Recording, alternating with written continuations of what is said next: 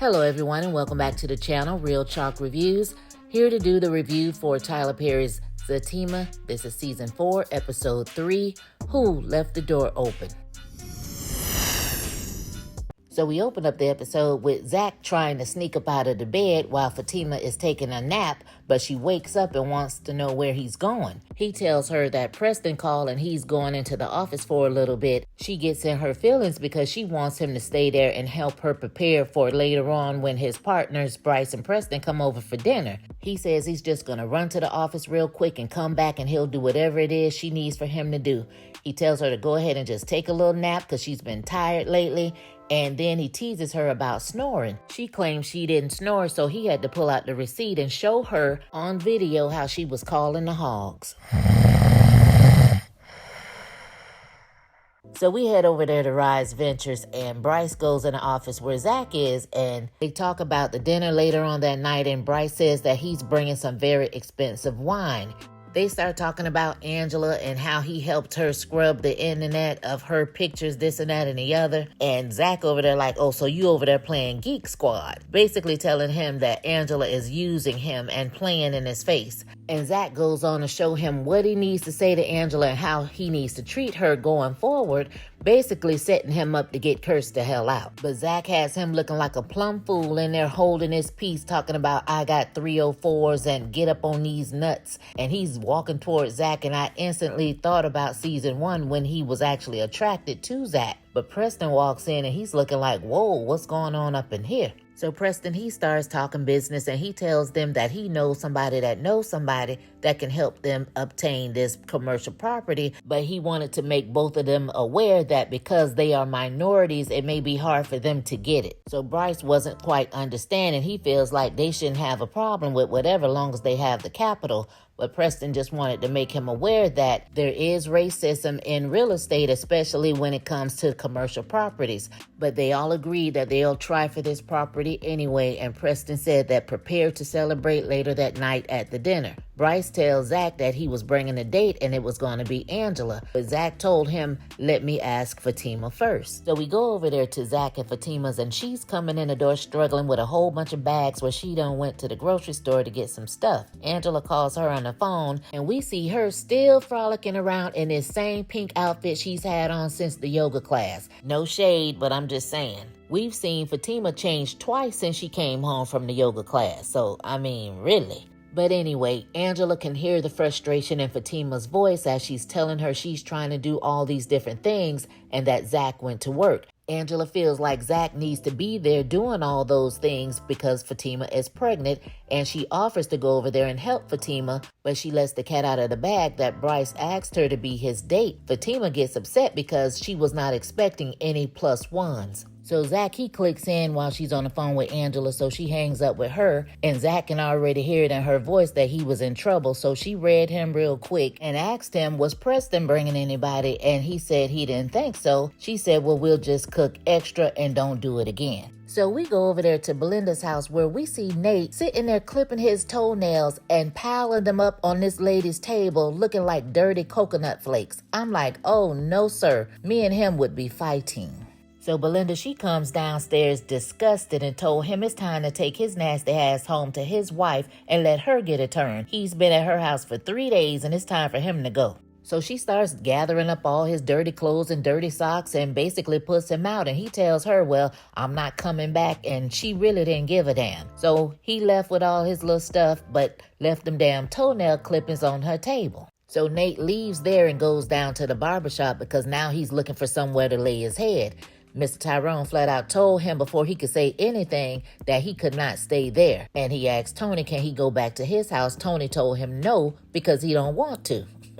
So Mr. Tyrone tries to give him some advice and tells him he needs to go home and make amends with his wife and says that he needs to put her to sleep because the problem is she's woke.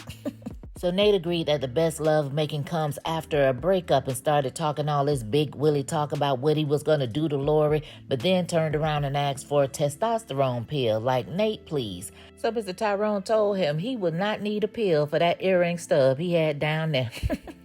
So after Nate leaves, Tony starts cleaning up his area, getting ready to go. So Mr. Tyrone stops him and says, it's kind of early for you to be leaving, right? And he's looking at his wrist as if he's looking at the time, but he doesn't have a watch on. So I don't know what that was all about. So he kind of pulled Tony to the side and he says, look, I need to know that you're okay. Tony assures him that he is. He says, look, I just want to make sure because I stuck my neck on the line to make this situation go away and I don't need you folding. So Tony admits that he feels guilty and taking a life is weighing heavy on him. And Mr. Tyrone tells him he's going to have to get it together. It's not his fault that the young man came in there and did what he did, that he was just defending himself. But he needs for him to stay focused or whatever because he's going to end up saying something or doing something that's going to get both of them locked up for a long time.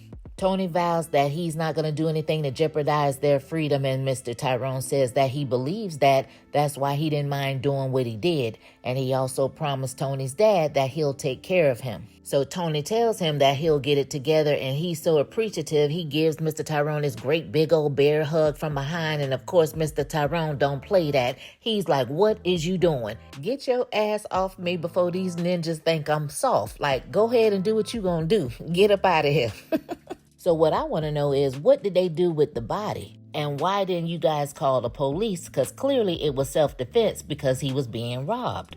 So we go back over there to Zach and Fatima's house, and apparently she sent Zach back to the store to pick up some seasonings, and he still didn't get the right thing. So after all of that, they get into this back and forth about Bryce and Angela, and Zach tells Fatima how he thinks that Angela is using Bryce and all the other men. So Fatima defends her friend and says no, she's not, and wants to know when did him and Bryce become so chummy, because it was a point in time when every time Zach would see Bryce, he was ready to put his fist through his face. So they get off of that subject and go back to her talking about him helping out around the house, and Zach tells her that he feels like she's playing him the way Angela is doing Bryce.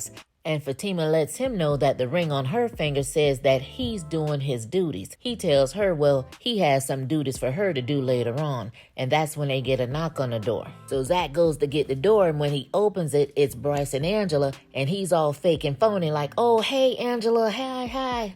All cheese and skinning and grinning, but you was just talking about the girl like a dog. Angela, she comes in, she's looking cute. She done got freshened up and stuff. Got a little nice red dress on and made a pot of spaghetti as a dish instead of just walking in with a bottle of wine.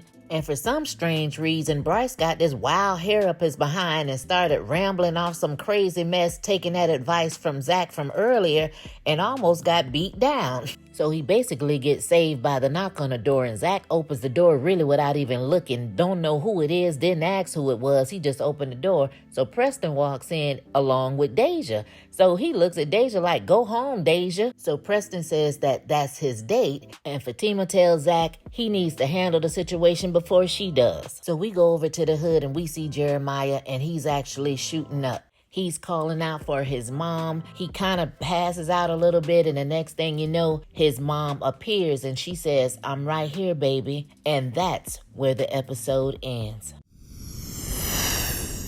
Woo, child. I thought the scene with Jeremiah was quite interesting as a cliffhanger, considering we didn't get a follow-up, but nevertheless, Miss Gladys was looking nice. And side note, where is Jeremiah getting all this money from to continue this habit? And also, do you guys think that the pressure will eventually get to Tony and he's gonna break and somehow get cased up for what happened in the barbershop? Drop down in the comments, let me know what you guys think about that. And as always, you guys, thanks for watching, thanks for listening, and I'll catch you on the next one. Peace.